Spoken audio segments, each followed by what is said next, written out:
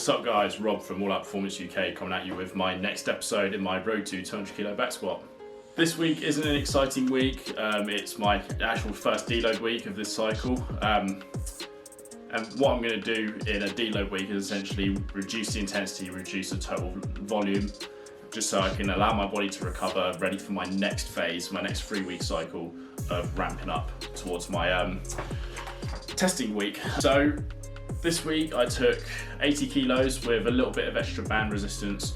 I use the band resistance because I'm a really big fan of the law of accommodation. So as you move further throughout the range of motion, the bands kick in more. So you're actually pushing through more resistance the higher up the squat you go.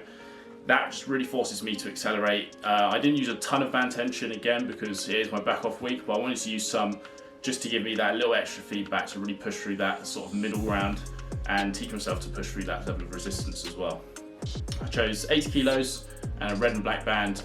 Had a bit of a funky setup just because I was being lazy and I thought I could just hook it under the squat rack and kind of just get on the way, which is why there's loads of elevated floor mat ends under my feet. Even that wasn't enough to take all the slack off, but I couldn't bother to put even more on. But I felt the bands kick in. It only slacked off a little bit at the bottom, so it did the job for the day. Not a perfect setup, and I don't recommend you do it like that. I'd suggest maybe using dumbbells, just stretch the band a little bit, just so you can get that full resistance so it's still pulling at the bottom of the rep, rather than losing all the slack.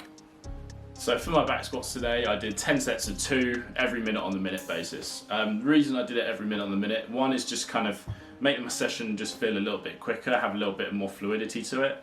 I feel like if I do 2 reps and rest and then do 2 reps again without a set rest period, my rest is all over the place and I end up usually resting too much. So just having that every minute on the minute basis just keeps the movement, keeps the session flowing, and actually shortens my session a little bit. Considering it being a deload week, I don't need the rest to be super long. I'm not trying to recover from like high intensity bouts.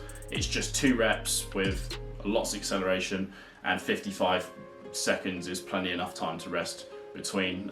It's not stressful for the muscular system, it's just learning, it's just trying to move the bar with speed. Right, for my second part of the session guys, I did a hypertrophy superset. So I stuck with my Bulgarian split squat, so I increased by adding a 5 kilo dumbbell this time. So not a ton, but even 5 extra kilos, 5 extra kilos a week is gonna add up to like a 20 kilo dumbbell pretty damn quick. And you'll be surprised how quickly you adapt to that, even starting from body weight to 5 to 10 next week and so forth, and hoping to make a lot of progress in that. I actually supersetted that with a new hip hinging exercise. So rather than hip extensions on the GHD, I'm doing wide stance RDLs with a dumbbell, purely because that movement, I really feel it in my glutes and my hamstrings. I don't know why the wide stance works better for me than sort of regular stance, but I just feel it a lot more. So I've gone with that. I will experiment with narrow stance later on in a different cycle, but for now I'm going to go with what I feel is working the most for me, and at the moment that wide stance RDL is really attacking my glutes and my hamstrings really well, so that's why I'm doing that.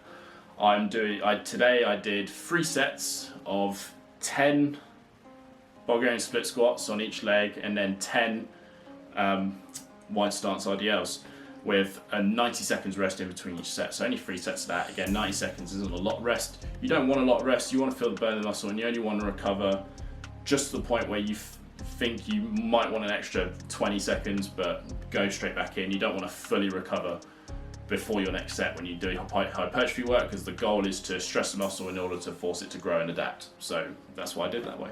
For the last bit of my session guys, I've done my seated box jumps again. So what I did is I've just increased the height of the box just a little bit, only by a few inches, but again it's purely to force myself to jump harder. Basically the goal is to try and land as upright as possible on the top of the box. So if I land in a deeper squat position, I know that I've slacked off in my power recruitment. So the higher box is just a way for me to feel like I'm pushing harder, trying to get a bigger jump out of myself as a progression from last week. So I did the same format. I did 5 sets of 3 with 90 seconds rest in between each set. And that's all I did for this week. Obviously it being a deload / back off week, I want to reduce my overall training volume, not just in the squat session, but obviously for the rest of the session, so the hypertrophy work and the power accessory work at the end. In order to recover, obviously you've only got to stress the body a little bit, just to kind of get the blood moving, keep the body ticking over, just so when it comes to next week, I don't feel too unfamiliar with the movements. So the speed stuff I did with the band resistance, just to kind of replicate having a little bit more weight, but without actually having the load on. It's more of like a gradual resistance, which is a lot less taxing on the body. And for the superset, I mean, the hypertrophy phase superset I did is probably the most stressful part I did of the entire session. But again, it's lightweight, it's simple movement patterns, so it's not neurologically that taxing on the body. And then the power stuff was really short, just 5 sets of 3, with a fair amount of rep, 90 seconds rest in between.